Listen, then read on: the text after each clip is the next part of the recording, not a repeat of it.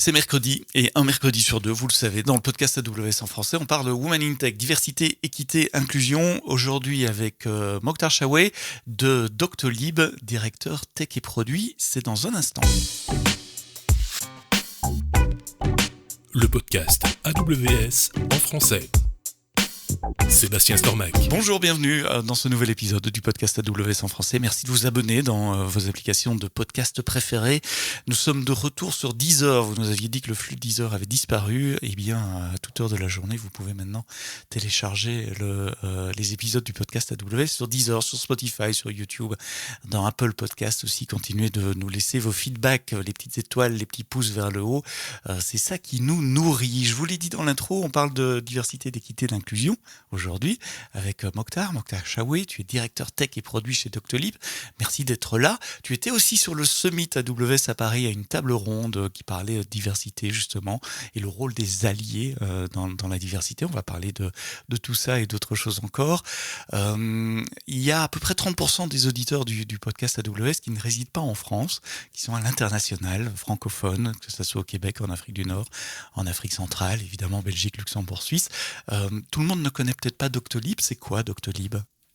Déjà, bonjour à tous et puis, merci à toi Sébastien pour, l'invitation dans la continuité du Summit AWS qu'on a eu sur ce sujet passionnant, qui concerne, le rôle des femmes dans la tech. Donc parlons un peu de Doctolib, où je travaille actuellement. Je suis directeur tech et produits chez Doctolib. Donc Doctolib, en fait, c'est une solution, qui permet de faciliter la mise en relation, des patients et des médecins. On a 2 grosses missions au sein de l'entreprise. La première, c'est d'accompagner les professionnels de santé et de faciliter leur vie quotidienne grâce à un ensemble de portefeuilles d'outils qu'on met à disposition. La deuxième mission, c'est d'assurer qu'on garantit et qu'on facilite l'accès à la santé, pour tous, grâce à cette mise en relation des professionnels de santé et des patients. Donc en tant que patient, vous avez peut-être, sûrement ceux qui habitent en France, en Allemagne, ou en Italie déjà utilisé, les outils de Doctolib, en tant que patient, pour, prendre rendez-vous avec des professionnels de santé, puisqu'aujourd'hui la solution est disponible, auprès de 80 millions d'utilisateurs. Et puis en tant que professionnel de santé, en Europe, on a plus de 400 000 professionnels de santé, qui utilisent tous les jours, au quotidien, l'ensemble des solutions de Doctolib pour gérer leur cabinet, la mise en relation entre les différents professionnels de santé ou encore utiliser toutes nos solutions, d'innovation technologique pour améliorer en fait la façon dont ils, prodiguent le soin auprès des patients et vraiment se concentrer, sur, leur cœur En France, d'activité. c'est vraiment incontournable, hein. C'est l'appli qu'on utilise pour réserver un rendez-vous, que ce soit chez son dentiste ou chez son médecin. Et même parfois, on prend rendez-vous par téléphone et puis on reçoit une notification de Doctolib qui nous dit c'est dans votre Doctolib également. Vous parlez pour les auditeurs, auditrices tech qui nous écoutent, vous parlez souvent du stack technique que vous utilisez aussi. Vous pouvez retrouver sur YouTube des liens vers des conférences, à Devox par exemple, ou dans d'autres conférences où vous expliquez le stack et les morceaux qui tournent dans le cloud. Mais on n'est pas là pour parler de ça.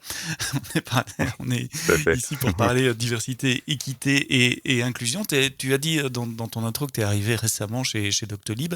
Quel est le constat que tu as fait en arrivant, venant, on peut le dire, hein, tu as travaillé notamment chez Amazon avant. Est-ce que tu as vu des différences, des chantiers en cours? C'était quoi l'acclimatation culturelle en matière de diversité, d'équité et d'inclusion? Oui, donc j'ai rejoint Doctolib, il y a un peu plus d'un an maintenant, et lorsque j'ai rejoint Doctolib, donc j'étais très, une de mes motivations en fait à rejoindre Doctolib, c'était toute cette dimension, d'action positive que, l'entreprise avait au-delà de la dimension tech, qui est mon cœur d'expertise.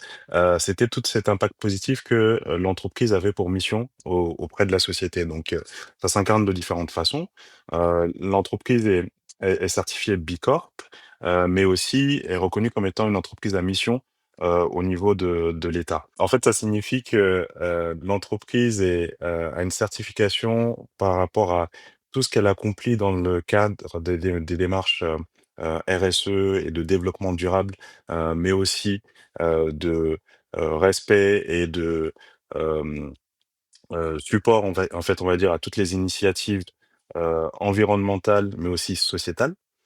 Et donc c'est des exigences, très fortes sur lesquelles, tu es audité, à une certaine fréquence, pour pouvoir atteindre ce niveau de certification. Donc c'est un engagement de la part de l'entreprise, et ça nécessite et c'est contrôlé et ça nécessite, d'avoir des actions récurrentes, à impact, sur tous ces sujets-là. Donc, pour moi, c'était un sujet de motivation fort pour rejoindre Doctolib. Lorsque j'ai rejoint Doctolib, donc j'ai constitué, mon équipe, de technical program manager. Ce que j'ai vu, et ce que j'ai constaté, c'est qu'en fait, dans la tech, on avait, comme partout, un déséquilibre assez fort en termes de parité entre les hommes et les femmes. Or, dans l'équipe que je constituais, j'étais concerné très vite parce que, mon équipe, renversait un peu cet équilibre où, on avait, de plus en plus de femmes. Aujourd'hui, si tu regardes mon équipe, on a à peu près 70, Waouh! à 80 de femmes déjà dans Mmh. l'équipe. Donc c'est un sujet par lequel j'étais concerné très tôt et ce que j'avais constaté, c'est qu'en interne, on avait beaucoup d'initiatives en parallèle, c'était très segmenté, alors que, on n'est pas si gros que ça. On avait tout intérêt à fédérer, toutes ces initiatives pour avoir encore davantage d'impact sur, le respect de la parité entre les hommes et les femmes, surtout au En niveau de la fait, tech. chaque petit groupe, y allait de sa propre initiative, de son côté et c'est ça que tu as constaté? C'est qu'il y avait des silos finalement, qu'il y avait pas de mise en commun des efforts ou des initiatives? Exactement, donc c'est une bonne chose en soi que, on puisse avoir des gens qui soient motivés, qui puissent lancer des initiatives. Hem, mais je pense on n'est pas assez gros pour se permettre le luxe, d'avoir, autant d'initiatives, en parallèle et en fait, on peut y gagner à se regrouper, à se fédérer, pour avoir le plus d'impact possible. Donc ça, c'était Et donc tu t'es porté volontaire pour fédérer ces différentes initiatives?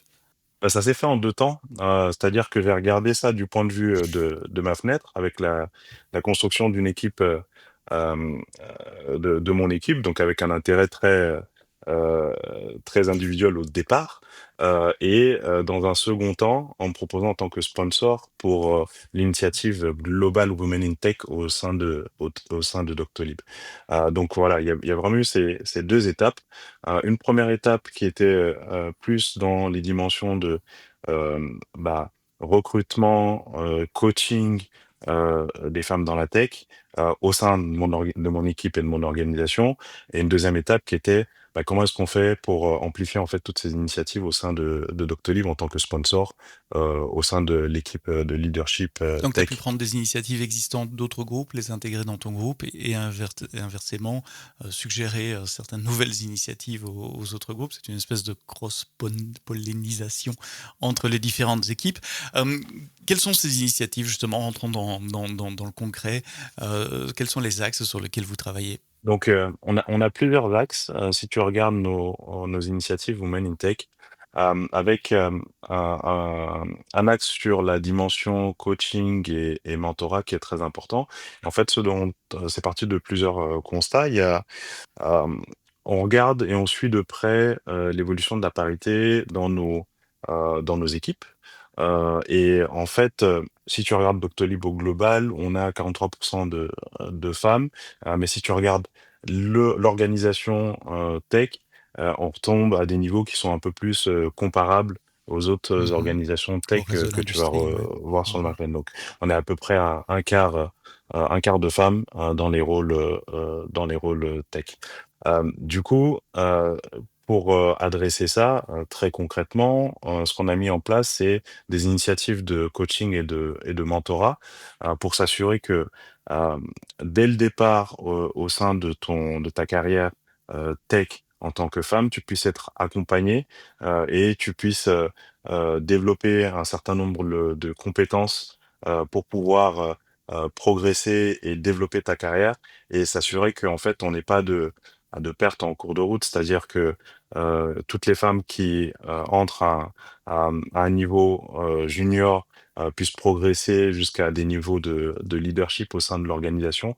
Parce que le constat qu'on avait fait au départ des différentes initiatives, c'est qu'on n'avait pas assez de représentativité sur toutes les strates de l'organisation. Ouais, il y avait plus de femmes dans les rôles de contributeurs individuels, mais moins dans la partie management et leadership, c'est ça que tu voulais dire?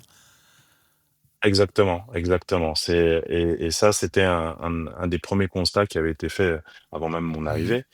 Et donc, les actions concrètes pour adresser ça, c'était de dire, bah, en fait, déjà, il faut qu'on puisse accompagner à différents niveaux de carrière toutes les femmes pour qu'elles soient équipées et qu'elles puissent avoir les opportunités pour accéder aux différents types de rôles qu'on avait, surtout dans le haut de la pyramide en termes de hiérarchie. Il y a beaucoup d'invités qui sont à ta place dans le podcast AWS en français quand on parle Women in Tech qui me disent que ce qu'elles observent, c'est que les femmes ont tendance à moins se mettre en avant, se vendre et donc être moins éligibles aux promotions parce qu'elles ne se poussent pas elles-mêmes ou elles ne se pensent pas capables.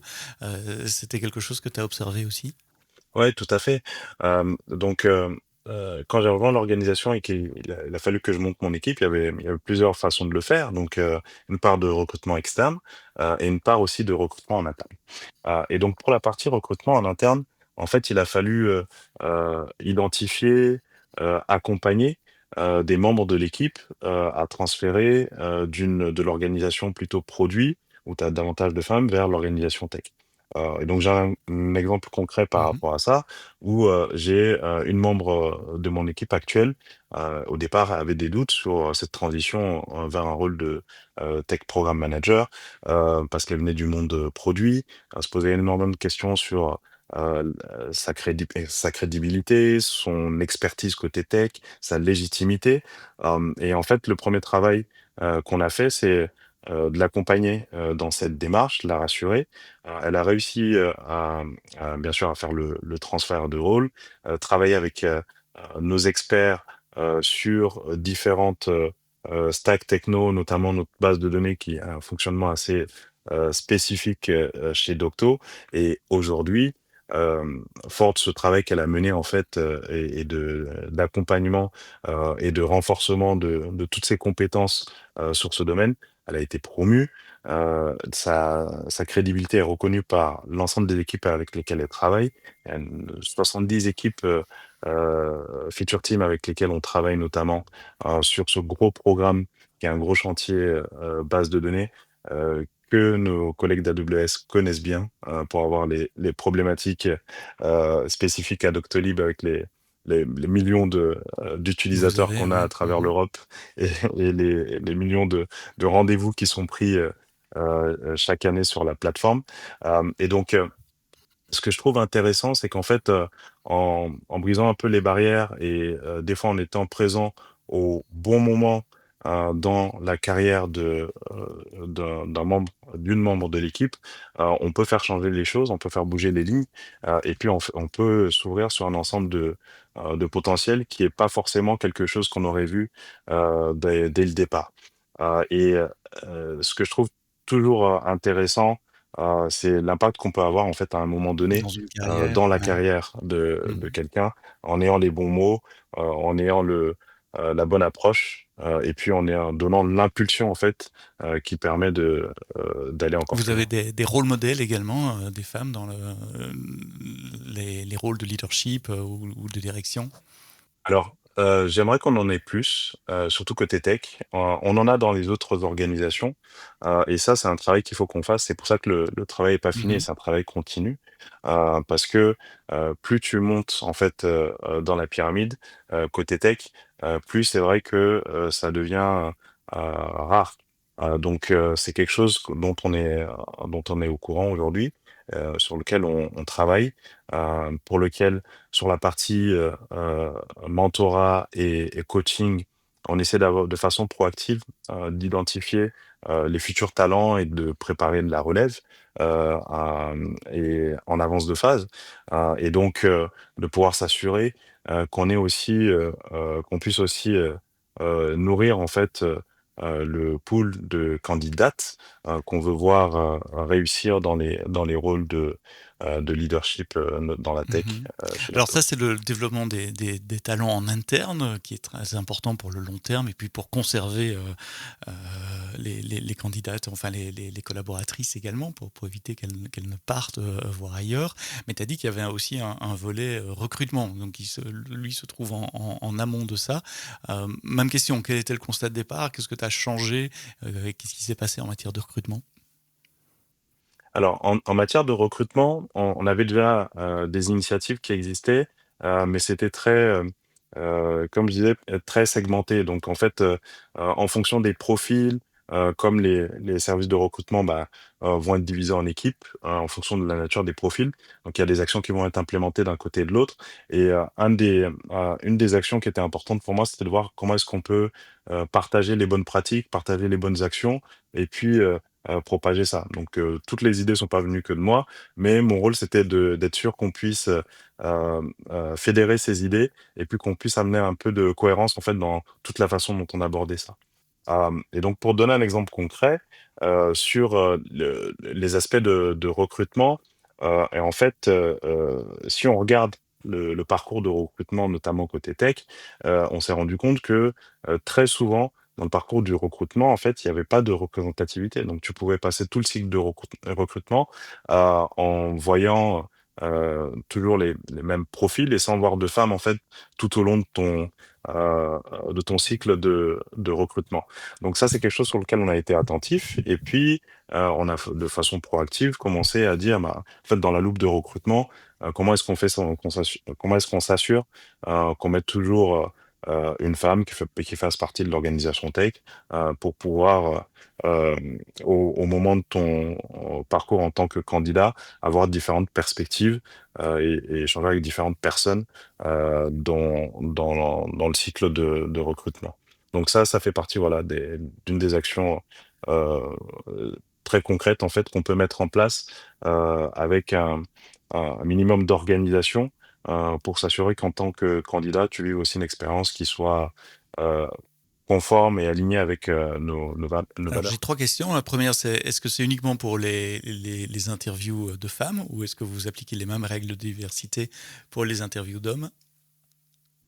Alors progressivement, en fait, on essaie de l'appliquer partout et on y est encore plus vigilant Mmh. quand c'est des interviews de Et femmes. deuxième question, est-ce que vous trouvez assez d'intervieweuses? C'était une des discussions que j'avais avec certains de mes collègues qui dit j'aimerais bien avoir un panel mixte, mais comme il y a moins de femmes et qu'elles sont tout aussi chargées professionnellement que les collègues masculins, bah, c'est plus difficile de leur extraire du temps pour des interviews.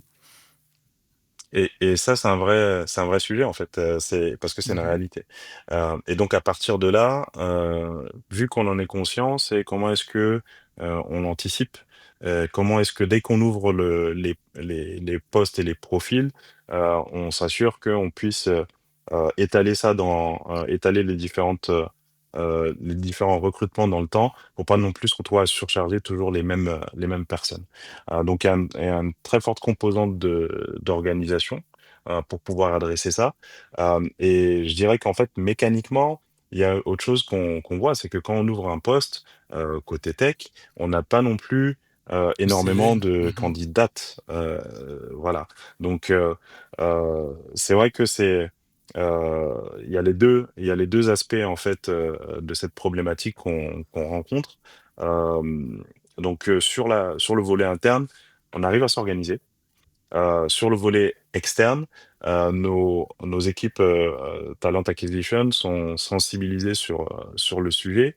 Elles essayent euh, dans la phase en fait de proactive, de De chasse, sourcing, ouais. Mhm. de sourcing, de viser encore plus large et de sortir des sentiers battus. Par exemple, ce qu'on a mis en place récemment, c'est de s'assurer qu'on puisse aller poster euh, nos jobs ouverts, nos postes ouverts sur des réseaux féminins. Et ça, je trouve que c'est une bonne chose parce que bah, ça a été déclenché suite aux rencontres que j'avais faites dans le cadre de Women Tech avec AWS.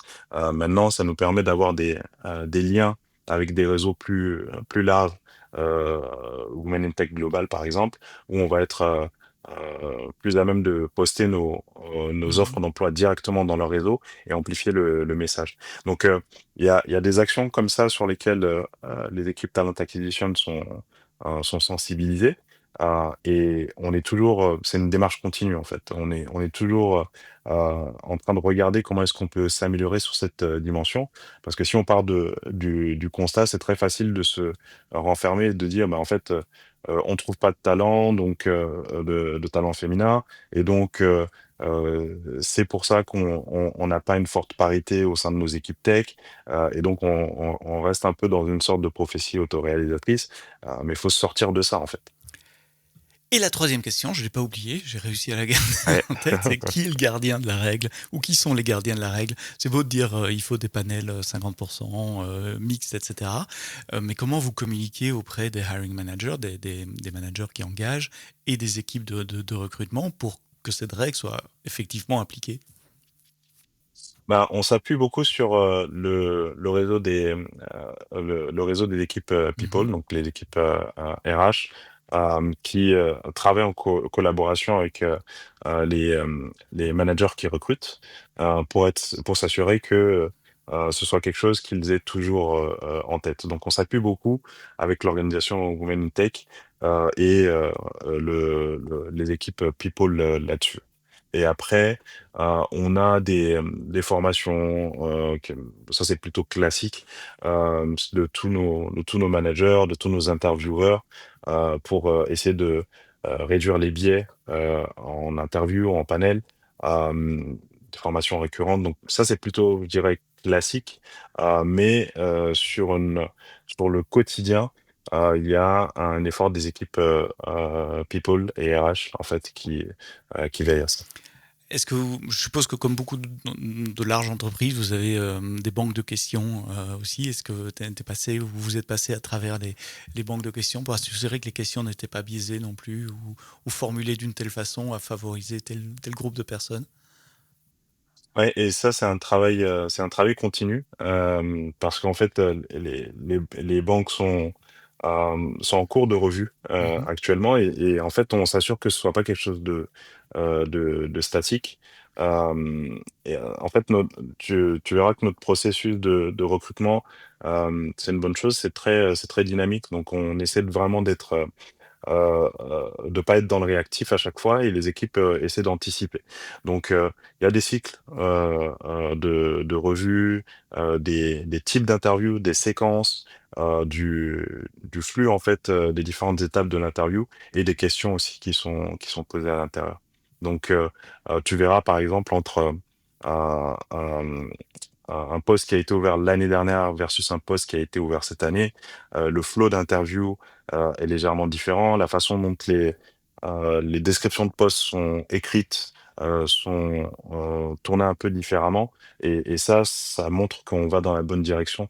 Je pense que c'est des actes très concrets qui permettent de voir la différence et l'évolution par rapport à là où on a démarré et là où on est aujourd'hui et là où on va. On a parlé recrutement, ça c'est la situation en amont, attirer plus de candidates, s'assurer qu'elles aient une expérience équitable et non biaisée, égale dans leur processus de recrutement. On a parlé du développement de carrière en interne, ça c'est l'aval. Est-ce qu'il y a d'autres initiatives que tu as pu mettre en place avec ton groupe? Oui, on a une initiative qu'on démarre, qui sera la première cette année. C'est en fait, on va publier un rapport de transparence sur la diversité et la parité chez Docto. Donc en fait, encore une fois, l'information existait, était très parcellaire, partagée dans certains groupes, et dans certains groupes de leadership et pas dans d'autres. Là, pour la première fois, on va essayer de le rendre plus transparent et accessible à tous.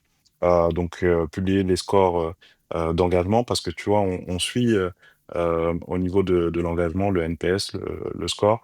Euh, d'engagement et on le regarde à un niveau granulaire au niveau de parité entre les hommes et les femmes pour voir est-ce que voilà, il y a des différences en termes de perception, de ressenti, de l'engagement, et quelles sont les actions qu'on peut faire par la suite, pour agir dessus.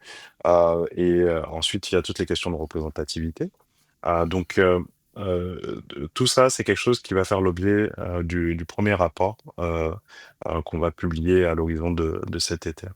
Autre chose? Oui, il y a un playbook sur lequel on travaille parce que, euh, en fait, euh, il y a plusieurs initiatives qui permettent d'accompagner les femmes dans leur rôle chez Doctolib, notamment les retours de congé maternité, les adaptations possibles. Donc, il y a des choses qui ont été faites de par le passé et on aimerait le rendre encore plus accessible à toutes les femmes qui travaillent chez Doctolib. Un playbook qui regroupe toutes ces initiatives et qui permet de retrouver, d'accéder à l'information, ça, c'est aussi quelque chose sur lequel on travaille actuellement. Donc tu es là depuis un peu plus d'un an, comme tu as dit dans l'introduction. Est-ce que tu as déjà pu observer des résultats de ces changements qui ont été mis en place? Oui, alors, j'avais eu une remarque il y a quelque temps d'une femme qui m'avait dit, mais je comprends pas dans les événements qu'on a, on a des Hollands, donc des représentations sur scène où on discute Mhm. des différents programmes, de projets, de ce qui va venir. Euh, on a très peu de représentativité des femmes. Et pourtant, on a quand même pas mal de femmes dans l'organisation, même si on aimerait que la parité soit à un plus haut niveau. Et donc, ce qu'on a fait, c'est que maintenant, pour chacun des Hollands et des événements où on rassemble les équipes, on veille à ce qu'on ait des femmes, des équipes tech, qui puissent avoir l'opportunité de présenter les choses. Et encore une fois, je reviens à ce que je disais tout à l'heure où, effectivement, si tu considères il y a moins de femmes, que d'hommes, tu vas te dire: «Oui, on a moins Ouais, de de bande candidates pour la passante, de candidats, présentation», ouais. et cetera. En fait, en réalité, c'est pas le cas. C'est-à-dire que quand tu donnes l'opportunité, tu te rends compte que c'est un faux problème. Depuis, sur les Hollands, on a davantage de représentativité, davantage de femmes à qui on donne l'opportunité de monter sur scène pour présenter les projets des différentes équipes, les résultats, les améliorations. Donc ça, je trouve que c'est une amélioration très visible et très concrète qui permet d'avoir cet aspect un peu rôle modèle qu'on évoquait au départ. Euh, oui, il faut que tu aies les rôles modèles, mais à tous les niveaux, même dans les actions que tu fais sur scène et à l'opportunité que tu donnes aux équipes de présenter leurs efforts, leur travail et leur succès. Ouais, il y a la scène interne et puis il y a les scènes externes aussi. Comme je l'ai dit en introduction, Doctolib communique assez bien dans les conférences tech, en tout cas, sur la technologie qui est utilisée. Il y a aussi des programmes pour identifier et envoyer des femmes à ces événements tech.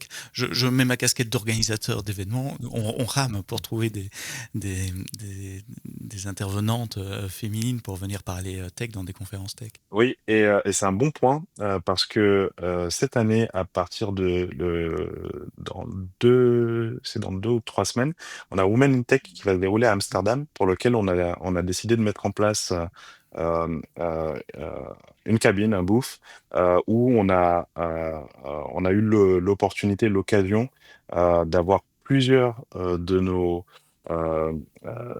nos équipes, des femmes qui sont présentes dans nos équipes qui vont participer sur scène et sur site à cet événement. Ça, je trouve que c'est important aussi, d'un point de vue à l'externe, de pouvoir donner ces opportunités-là. C'est la première fois qu'on le fait sur Women in Tech, mais on aspire en fait à le reconduire dans les autres sessions. Et sur le dernier Devox aussi, on avait des équipes, notamment de femmes côté data, qui avaient fait des présentations. J'ai plus le nombre exact en Mhm. tête, mais c'est quelque chose sur lequel on agit aussi. Je pense que là encore, on est dans la bonne direction. On n'est pas encore là où on voudrait être, mais on y travaille sérieusement. Le recrutement, tu as dit, ça vient d'être mis en place, enfin dans les derniers mois, et c'est du travail sur le long terme. Est-ce qu'il y a déjà des frémissements de résultats, des indications encourageantes dans les chiffres? Si on regarde sur le premier trimestre 2025, donc tu vois, ce que je disais, c'est qu'on avait à peu près un quart de femmes, dans nos rôles, tech. Sur notre premier trimestre 2025, on a un tiers des nouvelles recrues, qui sont des femmes. Donc on voit que ça Mmh. bouge, ça bouge dans la bonne direction. On aimerait qu'il y en ait encore plus mais je trouve que la tendance est positive j'espère que ça va continuer dans les trimestres restants de l'année, mais les premiers résultats sont vraiment, très convaincants. Donc on a 32 d'après les dernières Alors stats alors que que que vous j'ai. avez 25 en interne, donc ça veut dire qu'historiquement, dans le passé, il devait y avoir, 25 de candidats. Toi C'est ça, également, exactement. donc c'est une augmentation. Alors tout ça, c'est évidemment, des actions au long terme. On ne change pas, les ratios, au sein d'une entreprise comme ça en quelques mois, voire quelques trimestres. Donc, tu es en train de penser avec tes équipes sur maintenant, mais également le futur.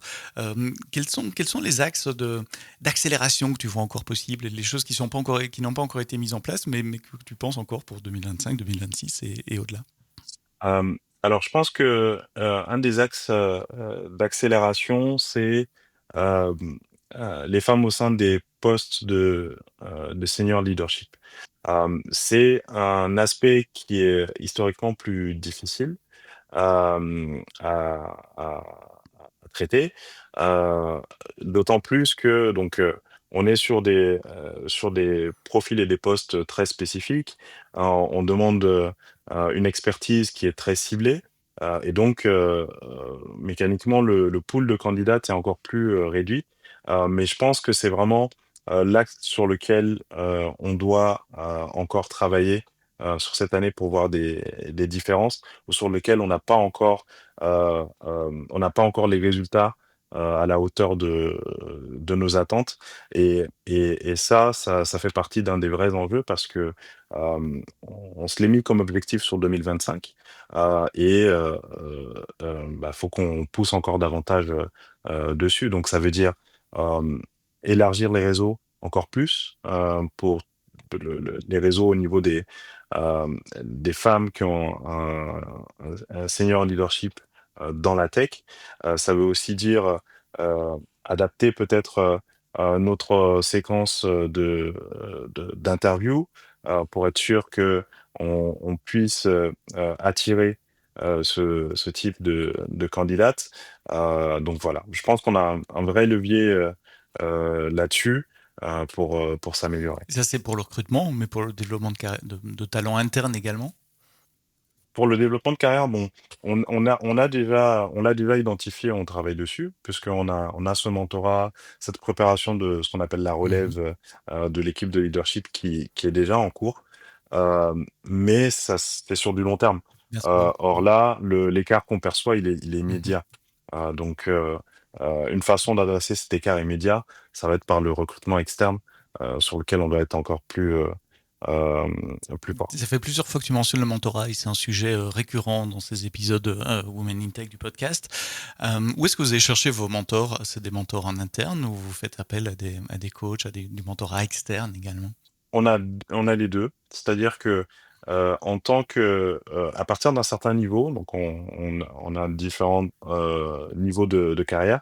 À partir d'un certain niveau, tu as accès à du mentorat externe et du coaching externe où, tu peux aller chercher des coachs avec, certains types de compétences que tu aimerais, développer, on travaille en partenariat avec différentes sociétés, pour permettre d'identifier le bon coach, et travailler sur ces aspects-là, d'un point de vue, individuel parce que, c'est toi qui dessine et qui définis en fait, tes besoins. Et en interne, en fait, ce qu'on fait, c'est qu'on s'assure que pour, tous les membres, de notre équipe de leadership tech, ils soient, hem, inclus dans une démarche de coaching et de mentoring pour lesquels on leur rattache, des mentees, et des coachés, qui peuvent accompagner sur le long terme. Donc, Heu, ça peut avoir un aspect très fort, très puissant à partir du moment où c'est partagé par l'ensemble de l'équipe, de leadership et que, c'est vraiment très incitatif. On s'assure vraiment que chacun d'entre nous, ait, des coachs et des mentees à travers, ce programme. Donc on fait, hem, tous les, 6 mois à peu près, une revue, heu, des, hem des candidates au coaching, et puis on fait l'assignation entre les candidates et les membres de l'équipe de leadership. Dans cet épisode, et dans tous les épisodes Women in Tech, on parle des communautés Women in Tech, mais c'est pas les seuls Women in quelque chose. Il y a aussi Women in Sales. Est-ce que c'est aussi un axe de synergie que tu explores avec tes équipes? Vous avez sûrement vu passer des posts sur, nos équipes, Women in Sales, et les récents succès, qu'elles ont eus. Donc ça rejoint ce que je te disais sur le fait qu'on était très segmentés, c'est un luxe qu'on pouvait pas Mhm. s'offrir. Donc ça fait partie d'une des étapes, c'est-à-dire comment est-ce qu'on fait pour, hem heu, réconcilier en fait, toutes ces initiatives en gardant bien sûr, leurs aspects un peu plus, sur des sujets un peu plus spécifiques, qui peuvent être différents dans le sales et dans la tech. Mais il y a un certain nombre, d'initiatives en tronc commun, qu'on peut partager. Donc un des axes, et tu as bien fait de mettre le point dessus, c'est comment est-ce qu'on va être amené à travailler plus étroitement, ensemble sur toutes ces initiatives. En préparant cet épisode, tu m'as aussi parlé de hackathon. Si vous écoutez cet épisode, vous savez pas ce que c'est un hackathon. L'idée, c'est de mettre une bande de geeks ensemble, les nourrir avec des pizzas, du café et voir ce qui en ressort côté application 24 heures après ou 48 heures après. Euh, Vous faites des hackathons, des women's in hackathon, des hackathons de femmes? Alors, on fait pas forcément des hackathons exclusivement women. Par contre, on encourage, les À femmes à participer. participer au hackathon et donc on a un hackathon qui arrive, bientôt cet été, un hackathon interne, qui est un AI hackathon. Cette année, j'ai proposé qu'on l'ouvre en fait à tout docto, de façon à avoir des équipes qui soient beaucoup plus mélangées et pas que, des équipes, tech et produits, mais aussi des équipes sales, des équipes customer care, parce que c'est de là que vient en Les fait la idées, bien sûr. créativité, je pense, hein, j'en suis convaincu et ça permet d'ouvrir les portes en fait à une audience beaucoup plus large. Là où je te disais que côté tech, bon, on a, une personne sur 4 qui est une femme, au niveau de l'entreprise, c'est plus, on s'approche plus du ratio, moitié-moitié. Donc par extension, le fait d'ouvrir le hackathon à tout le monde, ça va permettre d'attirer beaucoup plus de femmes, dans cet événement, j'espère, d'attirer, de susciter des vocations et de créer des ponts, en fait, entre les différents rôles et les différents métiers, qu'on a chez Doctone, notamment côté Dans tech. l'épisode Women in Tech du podcast AWS en français d'il y a 2 semaines, nous accueillions Angela Nasser qui est la directrice de Women in Tech France et qui parlait de hackathons féminins aussi. Pas des hackathons techniques, on ne code pas, mais des hackathons produits. Imaginer un produit, le préparer, le pitcher. Et c'était une approche sur laquelle elle mise beaucoup aussi pour attirer des femmes et, euh, et, et faire jouer ces effets de réseau, de mise ensemble, de synergie dont tu parlais. J'ai une dernière question que j'aime bien poser à mes invités. Comment les hommes peuvent aider? Alors, de différentes façons. Hem, Moi, ce dont je suis convaincu, c'est que le niveau d'engagement, il est propre à chacun et en fait, on peut, commencer petit, et au fur et à mesure progresser, devenir un allié de plus en plus, heu, pertinent et efficace. La première des choses, c'est d'être à l'écoute, je pense, être à l'écoute des sensibilités et des perceptions. Tu vois, je te disais il y a quelques, temps que, heu, des membres de l'équipe m'ont approché en me disant: «Ben, on comprend pas pourquoi, sur scène, on voit pas Mhm. davantage de femmes». Si tu, donnes pas l'opportunité de faire passer ce type de message, 1, tu vas pas le voir et en plus 2, tu vas pas l'entendre, et donc 3, tu vas pas agir dessus. Être à l'écoute, Ça, c'est quelque chose que je trouve, d'important, et puis, s'engager avec, différents niveaux, quel que soit son rôle. En tant que manager, ça va être, comment est-ce qu'on peut interrompre un certain nombre de biais, sur, le recrutement? Comment est-ce qu'on peut s'assurer qu'au moment des, promotions, on veille bien à s'assurer qu'on ait, cet équilibre en termes d'analyse et de revue, d'évaluation des compétences, et comment est-ce qu'on est vigilant, à chaque fois qu'on voit que, nous, on n'a peut-être pas le bon angle et la bonne façon d'approcher le sujet, et est-ce qu'on peut se remettre en question pour, faire les choses, d'une façon plus efficace collectivement. On a parlé beaucoup de la diversité et de la parité, homme-femme. Un sujet, que je voulais mentionner aussi, parce que hier, en tout cas le 15 mai, c'était, la journée mondiale de l'accessibilité. Je suis aussi sponsor de l'accessibilité dans le digital au sein de Docto. On a réalisé la première journée, accessibilité dans le digital, sur tous les sites, de Doctolib en France, en Italie, en Allemagne et aux Pays-Bas, où on a, mis à disposition des cas d'usage, pour voir comment est-ce qu'on pouvait améliorer l'accessibilité, de notre produit, et à quel point en fait l'accessibilité dans le digital, puisque notre mission c'est de rendre la santé accessible à tous, comment est-ce qu'on fait que, pour s'assurer que ce soit accessible vraiment à tous, quels que soient les défis, que ça pose en termes, d'accessibilité.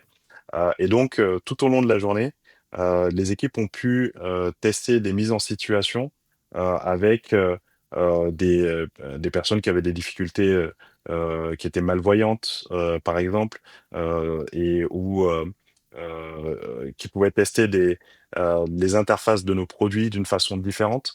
Donc on a fait appel à plusieurs représentants, pour, expliquer leur parcours, et on a fait tester, notre application, en mode accessibilité à, une grande partie de l'organisation, pour mettre en lumière ces enjeux-là aussi.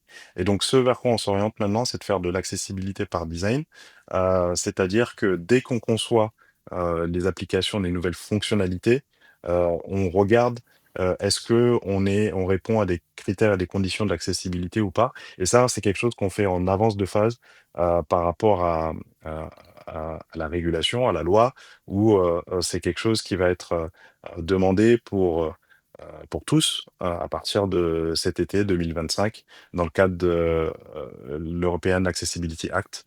Donc, on s'avance là-dessus, on prend le pas, et donc quand on parle de diversité, et c'est aussi ça, Bien c'est aussi, sûr. l'accessibilité et comment est-ce qu'on rend notre produit, Et c'est un accessible à sujet tous. qui me touche personnellement et que j'ai très à cœur, l'accessibilité. Et donc, comme tu le dis, c'est une des briques de base de la diversité, de l'équité et de l'inclusion. C'est pas que une discussion de genre. Ça inclut aussi les personnes qui ont des challenges moteurs, cognitifs, physiques, des malvoyants. Tu l'as dit, pour utiliser des applications. Et nous avons une responsabilité sociétale en tant que professionnels de l'IT à créer des applications, des systèmes qui soient utilisables par tout le monde. Je ne le répéterai jamais assez. Donc merci d'avoir donné l'occasion de parler d'accessibilité aussi, Mokhtar. Mokhtar Chaoué, tu es chez Doctolib, directeur tech et produit. Voilà, je devais remonter un peu dans mes notes pour retrouver ton titre. Merci d'avoir répondu à mes questions. Merci à vous d'avoir écouté le podcast AWS en français jusqu'au bout. La semaine prochaine, non pas la semaine prochaine, dans 2 jours, vendredi prochain, vous retrouverez un nouvel épisode de Tech. On parlera de données avec Steph. Steph, c'est ces grands camions blancs avec un logo bleu que vous voyez peut-être arrêtés devant des chaînes de restauration qui livrent de la nourriture.